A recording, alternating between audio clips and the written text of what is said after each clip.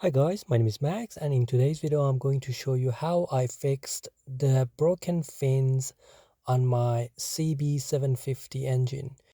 So as you can see over here, there are 3 fins broken with multiple dents, and from top 2 rows there is only one of them left, and it's pretty asymmetric at the moment. I'm going to make it look better and symmetric, so stay tuned.